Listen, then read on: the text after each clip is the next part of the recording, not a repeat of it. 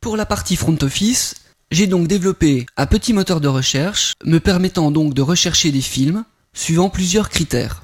Je vais pouvoir rechercher des films en fonction de leur titre, de leur réalisateur, de leur acteur, et puis suivant leur date de réalisation en précisant une fourchette de dates. Si par exemple j'effectue ma recherche directement sans rien préciser, je vais afficher la liste complète de mes films en les affichant par groupe de 10, comme nous l'avons vu précédemment. Je vais pouvoir également faire une recherche en fonction du titre, par exemple Club.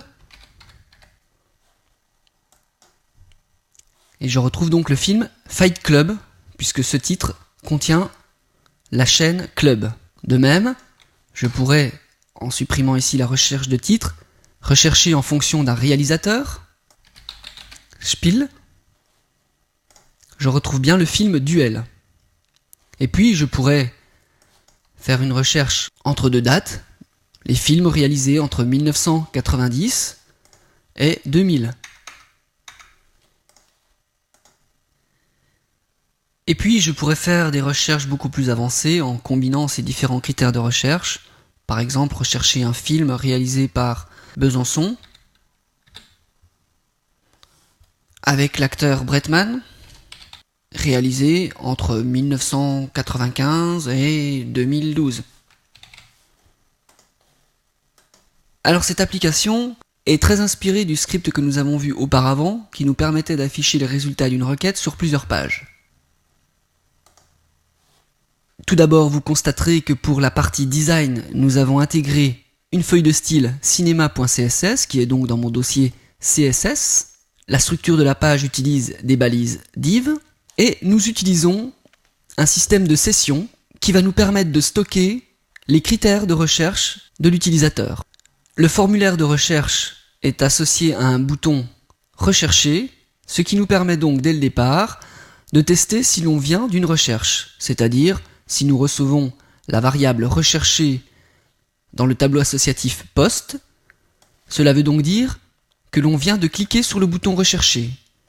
Dans ce cas, nous allons donc utiliser le tableau associatif session dans lequel nous allons stocker différentes variables, le titre saisi par l'utilisateur, le réalisateur, l'acteur et l'année 0 et l'année 1 qui constituent l'intervalle de recherche.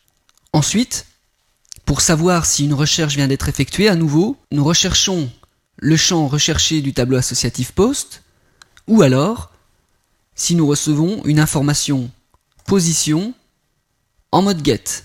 Ces deux cas permettent de savoir si une recherche a été effectuée. Dans ce cas, nous récupérons le titre, le réalisateur, l'acteur, et les années qui ont été saisies par l'utilisateur en passant donc par le tableau associatif session, donc en récupérant les variables qui ont été stockées dans ma session. Par contre, si l'on arrive sur la page sans avoir fait de recherche, eh bien j'initialise mes variables titre, réalisateur, acteur à tous et mes années à vide. Je crée mon formulaire de recherche, puis je reteste à nouveau si une recherche a été effectuée, auquel cas, je vais intégrer mes scripts PHP habituels, constantes, mes fonctions par rapport à la base de données, et mon script afficher résultat que nous avions développé auparavant. Vous remarquerez ici l'utilisation de la fonction requireOnce, qui a la même utilité que require, mais qui est beaucoup plus adaptée aux gros projets web. En effet, elle permet d'éviter d'intégrer plusieurs fois un même script. Imaginez que votre application utilise de nombreux fichiers PHP et que dans plusieurs de ceux-ci, vous faisiez appel au même script PHP. Eh bien, requireOnce permettra d'éviter de l'intégrer plusieurs fois, mais bien qu'une seule fois.